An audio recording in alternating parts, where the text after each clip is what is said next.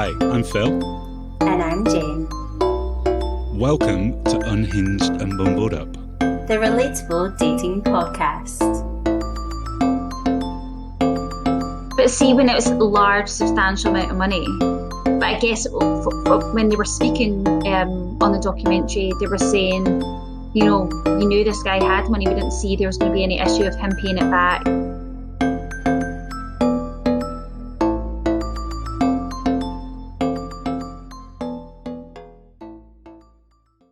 Hello and welcome to Unhinged and Bumbled Up. I'm Phil, she's Jane, and today we're going to be discussing the Tinder Swindler. Now, me and Jane haven't spoken about this. We've both watched it, and I'm desperate to talk about this. let's see what happens. And if you haven't watched the Tinder Swindler, then there will be loads of spoilers. So it's up to you whether you want to listen now or whether you want to watch it and save this episode for later. So, where are we going to start? Where do you want to start? I was kind of late to the party, actually. I heard friends and other people on social media talking about Tinder Swindler. It was number one at that time on Netflix. I think it's number 2 now. And everyone's like, you have to watch it. So when I got down to it, I could not believe that people gave this guy money. I just will never understand that, because I know he almost like got their trust by taking them on private jets and taking them for luxurious holidays or wining and dining them. But I think when someone asks for a large, substantial amount of money, I mean, that's a red flag to me. This is going to be a debate then. This is going to be a debate right now. Are you going to blame the women? Oh, no, I'm not blaming the women. I'm blaming him, 100%. Because a lot of people are blaming the women, saying like I can see how they got caught up in it, because he's like love bombed them, essentially. He's a narcissist. He's like a massive, massive narcissist. I don't know whether we have to say allegedly, just for legal reasons, but he's a narcissist. But I've been in that situation, nothing extreme, but I've been in a situation where I was dating a guy and he kept asking me to pay for things, and there was an excuse after an excuse. And I fell for it. And my gut instinct saying, you know, this guy's great, but I can't keep doing this. But every time I brought up, you know, can you owe me that money back? He made me feel like I was the type person, like I was quite so obsessed with like having my money back. So he kind of almost made me feel bad about it, to the point where I just kind of let it go. And there's so many people now who've came forward to say they've been completely scammed. Yeah, well, do you want to know the figures on... I'm going to have to find the figures now. But keep talking. Well, what's your thoughts, like, from your perspective when you're watching it? What's your thoughts? Right, so watching it, first of all, I was like, oh, there's so many red flags here with Cecile and her going to go meet a guy, and then there was a jet, then there was his ex-wife and child, and I was like, there's so many red flags. And at the start, 11 minutes into it, I was like, yeah, there's so many red flags. But the deeper I looked into it and thought about it and everything like that, he picked women that weren't living in their country that they were born. Yeah. So they were away from family. They didn't have close contact to family. They probably didn't have a huge friend network where they were. Yeah. And then he picked women that were quite high up in their successful women, so career women.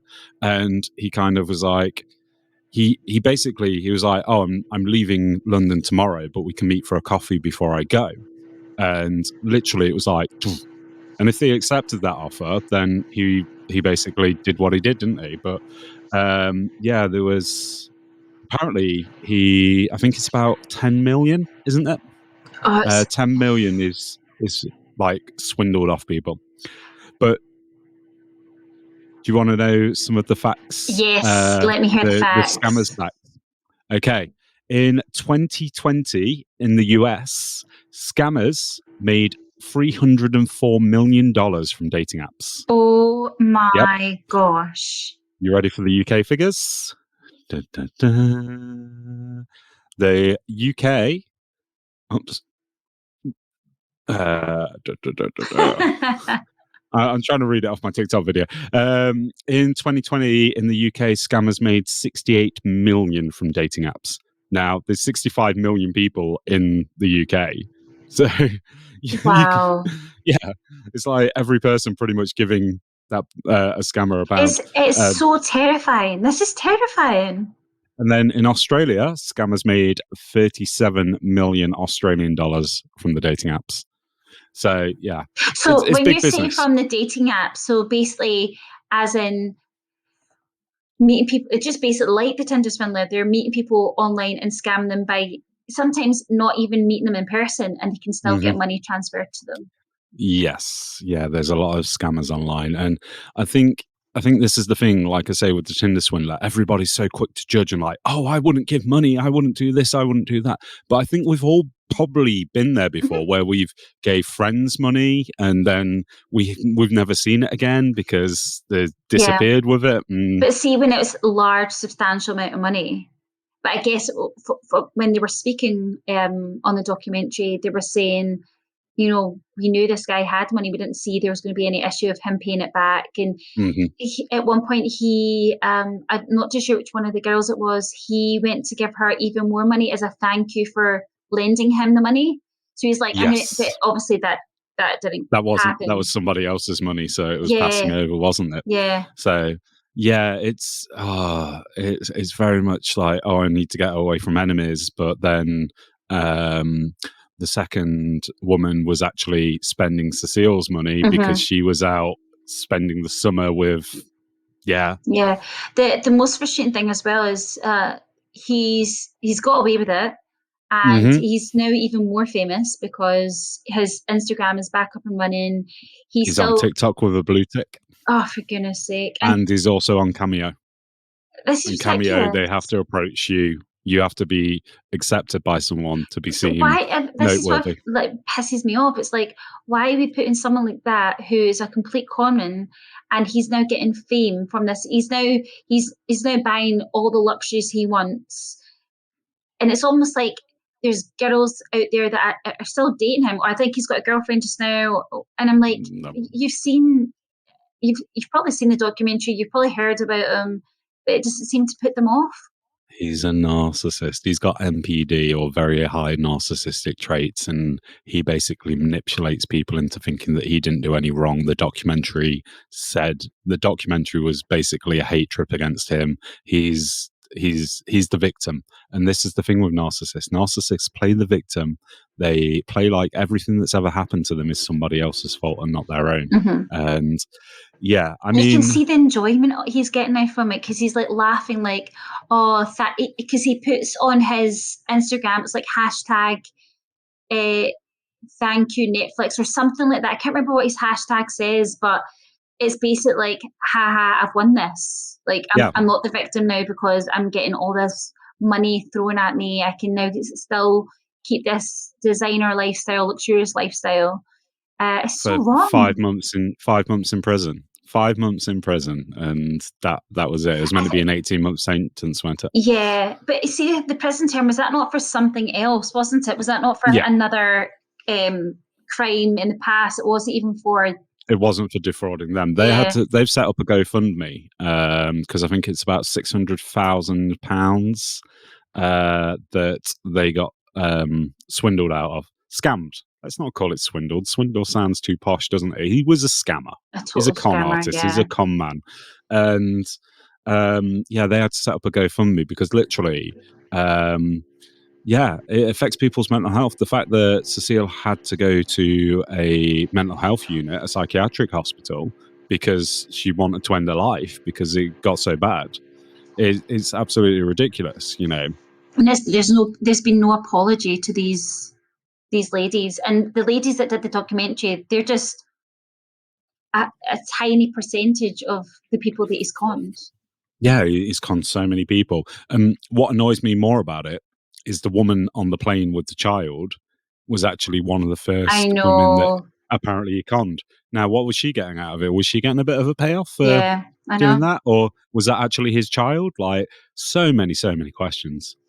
And did Peter know about it? Did his business partner know about it? Are they all in on it? Like, it's mad, isn't it? He he's on his TikTok page. I'm just going to check how many followers he's got. He's got 201.4 thousand followers. mm-hmm. But yeah, it's all just flashing his lifestyle. One of his videos got 1.2 million views, and he's put on the tagline or the comments, "You paid for it, so have a magnificent day." So it's like it's like hashtag Tinder money, hashtag thank you. So it's just kind of like it's all in everyone's face. Like his victims must be looking at it thinking, how is this possible? But this is the problem with the world. Like, the people that do wrong seem to get away with stuff and then seem to become more famous off it. It's like, it's seriously. And do you know what? If I was dating anybody, I would seriously look at if they follow him on his profile, like on any of his profiles, because it's a big red flag to me. Like, anyone that celebrates this person and thinks he's a god or thinks he's amazing and thinks he's a genius, they're just as bad as him. And also, yeah, totally. And think of the people that watch this documentary and they think, oh wow, that I wonder if I can try that. You know, they might start, because there's no punishment for it. He hasn't got a punishment, and Tinder banned him. But I think he's apparently on Bumble now or wherever. He's just proving that he can be places. I don't know if his girlfriend's his girlfriend or what's going on. It's just absolutely ridiculous. And then loads of people set up fake profiles of him as well because they wanted the fame. They wanted all of that lot. And have you been scammed before? Have I been scammed? No. But or have you gave money and not got it back? Oh, I've gave money to friend, who I thought was a friend before. I've gave money because of the whole sob story, everything like that. Gave it to them, and then never got it back. They completely disappeared, got blocked, everything like that. That was probably about £300 or something like that. Yeah. So. It's that's the thing. It's the sad thing is you thought you trust that person. Mm-hmm. And then only that, you're not just losing money, you're losing a friendship.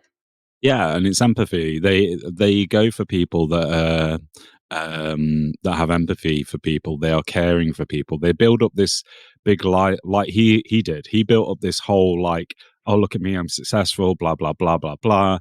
But then he was it was almost a manipulation at 180 where he flipped it and was like, oh, I'm in trouble, I'm in danger, I need help. And then obviously these women were like, I need to help him, because they cared for him. And he built up this whole connection, like messaging every day, sending video messages every day.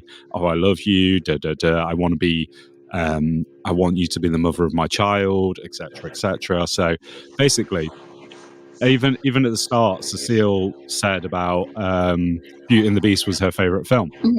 Disney, the romantic films and everything like that, messed it all up because they were literally, she wanted to find love. Yeah. She wanted to find somebody, and she's been watching all these films. She's like, I'm in a different country, I'm on my own, I'm, on Tinder, and all of a sudden this guy turns up. Now, could the money have been a bit of a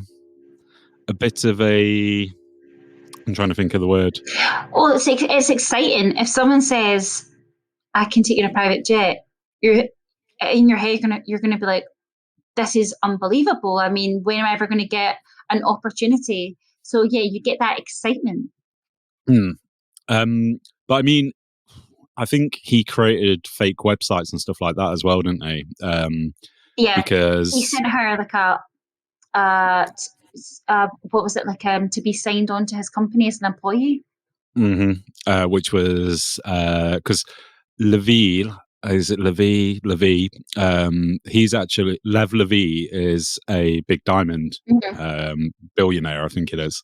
And I mean, doing quick Google search, you could actually see that he hasn't got Simon as a son and got all his other sons listed. Yeah. I mean, his other sons have been in trouble with the law. They got done. I say other sons. I mean, his sons have been in trouble with the law because they smuggling diamonds. Right. So they've been arrested before. But it's like it's easy to say it when you're looking from the outside in. I suppose it's easy to Google search. But if he's created false websites, actually he's got a photo that's been photoshopped with his so-called dad, it's a lot more difficult, isn't it? Because you actually want to believe this person. So there's quite a lot of tips online on how to see the signs for a dating scam. So some of them are they're keen to take your conversation away from chat facilities in most dating sites. So they prefer to text, WhatsApp, or speak on the phone instead.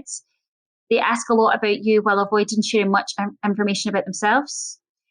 Details don't tend to add up. So whether because their story changes or they don't reflect the reality of your experience of them. So, for example, they may claim to be from a certain location but not understand local slang. They seem to fall for you hard and fast, perhaps saying they've never felt like this before, or they give you a pet name early on. Other ones are any arrangements to meet up in person are cancelled or delayed, with financial trouble often used as an excuse. And lastly, money worries or troubles come up often in conversation without directly asking you for help. This comes later. Yeah, a lot of them use the old fact of, oh, my mum's in trouble, or I've got a problem, I've got an issue, and it's to make you feel sorry for them. Now, do you know on that first point that you made about them taking it off? Yeah, that one's a bit iffy because sometimes I feel like what's your thoughts on that? So my thoughts on it, and I've been telling a lot of followers on TikTok, I'm like, stay on the dating app as long as possible. Okay. Don't take it off there because it's got the chat facility on there. It's got the video call facility. Until you meet them in person, don't be giving out your private details because you can actually find a lot from somebody's number. Like you can, like if this person's got a business, if this person's signed up for anything with their number, you can actually find out a lot. And then as I was telling people about on.We, basically, if you are to put in someone's first name, last name, and area, you can actually find their address, and for a small fee, you can get a background check. Wow. So it's all off the electoral roll.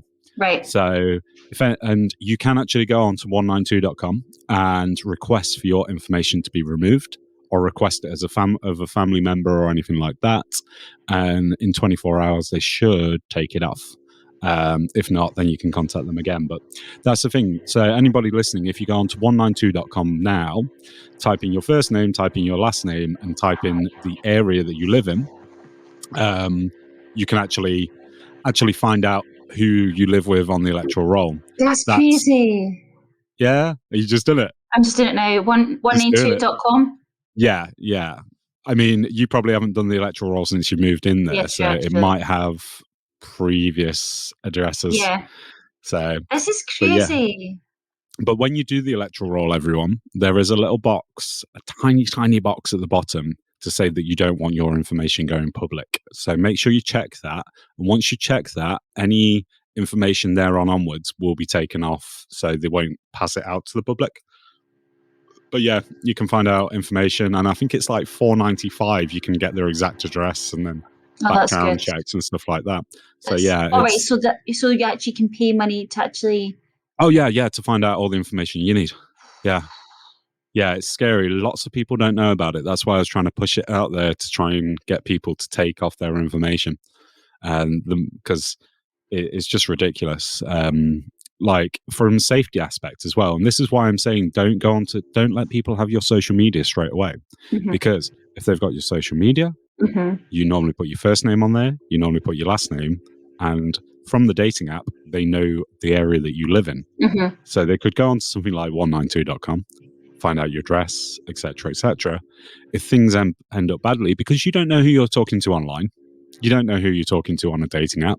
That's why you've made a good point there about social media, because a lot of the dating apps, you can actually link your social media onto the app. So yeah, I've always said to friends that are doing it, I'm like, they'll say, should I add my Instagram? I'm like, absolutely not. Absolutely not. It gives instant access. Yeah. And the thing is, you're not swiping on that person.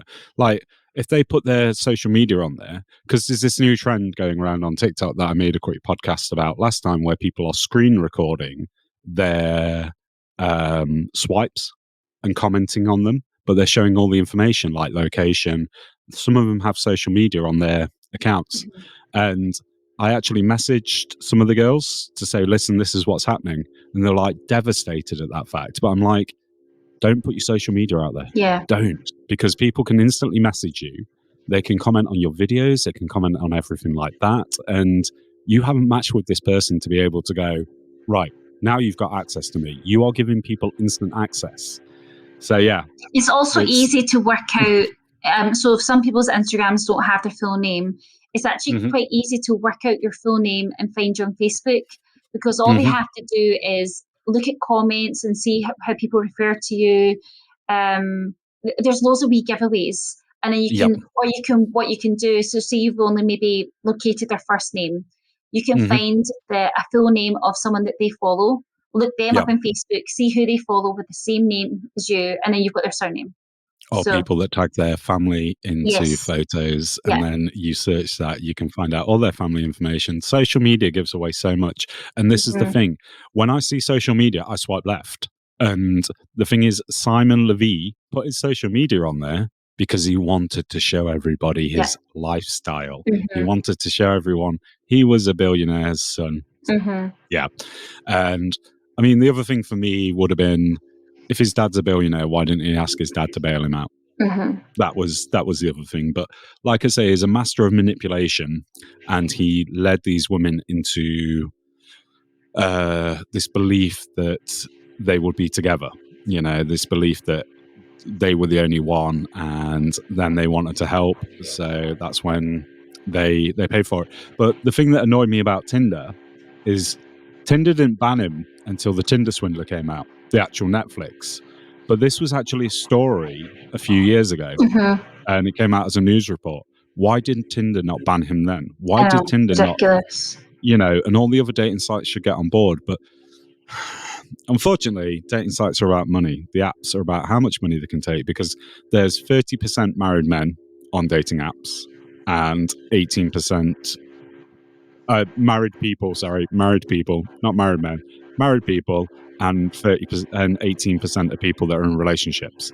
If they started verifying everyone, their numbers would go down, and they want the numbers up so people see more profiles, stuff like that. And which is so wrong. Yeah. It's so wrong. Yeah. And there's actually another kind of document. Well, it's not a documentary. This is more a drama based on true events called Inventing Anna. That's number one. And again, it's kind of not obviously on dating. It's to do with scamming as well. So it's just, there's all these things coming out now in social media and papers. Everyone's kind of saying, okay, like this has happened to me. So it is so common. Yeah, it is. You can be anyone you want to be online. Yeah. If you can create any world that you want, you can be whoever you want, you can say whatever you want, and you don't have to have evidence to back it up. And that's the scary thing, you know. And also, don't feel forced into whatever that person says if they're asking for, even if it's like £5 and you don't feel right. Don't feel forced. You can say anything. You can throw it back at them, saying, "Actually, I'm struggling for money too. Could you give me money?" Like, you can throw it back on them. We've just got to be so careful. A lot of people use Google Play cards and stuff like that, where they can get the like gift cards and stuff. So don't. The thing what I say is, people that you have never met online or never met in person or only met a couple of times, what you've got to do is you've got to stand back from the situation and go, like, you have to look at the whole picture. And the thing is, they may say whatever they say, but they're lying. If they're scammers, they're lying. They will use anything possible. They will say their mother's dying. They will say, you know, their son, their daughter, they've got medical issues and stuff like that, because they want to pull at your heartstrings. And the thing is, like we said, the amount of money that these people are making, because they go after certain people that they can manipulate. Yeah. And it's all about obviously looking at the situation, never giving people money that you meet online. It's like, because they could be doing what he did, or people that you haven't even met. They'll be spending that money everywhere. There's all those millions and millions of dollars, like hundreds of millions of dollars that people have made out of it. You always see those kind of interviews on daytime programs like This Morning, and it's always like someone that's came on saying, I married someone and we were so in love and he's now took all my money. And I'm like, how did you not see it? And it's always someone that's a lot older and they've married someone that's a lot younger. So it's like they've got a toy boy and you're sitting there, and that's fine. You're not in their shoes, but at the same time, you're shouting at the TV thinking, how did you get yourself into that mess? How did you think that person who, I mean, you're 20, 30 years older than them, and yeah. I mean, it isn't even. Sometimes it can be people that have been in relationships with. Sometimes they will get you to take out a credit card and basically spend money, and then they will leave you with the debt. You know, and that's the thing. It's like you just got to look out for it. You got to protect yourself, and if there's any extravagant purchases or anything like that within the relationship, then if that person wanted it, that person should get it, you know. Or if you both want it, it's like you put in a certain amount each, kind of thing. But you shouldn't clear anyone else's debts by taking out debts yourself. So, you know. And well, hopefully this documentary, Tinder Swindler, has opened people's eyes and made, I mean, it was number one for ages. Hopefully it's created awareness and made people think more carefully about how they go about their dating life. Yeah, but it's like you said earlier, it's got two effects, hasn't it? It's made people realize what's going on. Well, more than two. Made people realize what's going on. Then it's made people judge the women, thinking this is never going to happen to me. And then it's created him fame, where loads of people are following him and inspired to be him. And it's like, so yeah, there's multiple sides. Yeah. What's your final thoughts on this? My final thoughts is I'm frustrated that the apps are not doing more. And like you said, it's all about they need the numbers for creating sponsors and money. It frustrates me that it's not stricter. It frustrates me that you can't use ID to verify who you are. That really frustrates me, because safety is number one key, you know. So what's your final thought? Well, it's pretty much that. I read the Tinder terms and conditions, and literally they said they have no, basically you can't take them to court or anything if anything happens to you through their app. They've literally taken all responsibility away, and they say, we do not do criminal background checks, and then in its terms it's got, if you have been a criminal, basically if you've been a criminal, you're not allowed to sign up for Tinder. But how many criminals are going to be listening to that? Yeah, you know, people don't read the terms and conditions, and this is the problem. It's like, so I think the apps need to do more. I think the apps definitely need to do more. Start caring about the customers. Well, that's what people are, the users, and stop caring about your numbers and money, because, you know, it shouldn't cost all that money to find love, but now they know a way of charging people. They're going to continue doing it, aren't they? Like the billions that Tinder have made. Yeah, that's sad. So, yeah, there we go. Anyway, on to better things. On next week's episode, we have Aaron from It's Okay Clothing, and we are talking about mental health and listening to his story on that. And that was a really good episode to record. Yeah, he was so inspirational. Yeah, amazing. He was great, and there's a lot to take away from that episode. And yeah, if you haven't seen the Tinder Swindler yet, sorry if we spoiled it for you, but we did warn you at the start. Yeah, definitely give it a watch and let us know your thoughts. Feel free to get in touch on the Instagram and Hinge. Yeah, drop us a message. See what you think. If you agree with us, if you don't, and also if you've enjoyed the podcast so far, then recommend it to a friend. They don't have to be single. They could be in a relationship, because this will help them understand what single people are going through more. And if they ever do come to that situation where they do become single, then, Absolutely. we're here. We're here to help. Absolutely. So thank you very much for listening, and bye. Goodbye. Thank you for listening. If you want to find out more, you can follow us at Unhinged and Mumbled Up, or Swipe forever after. And if you want to send us an email or check out our website, it is www.uadu.co.uk. Thank you. Goodbye. Bye.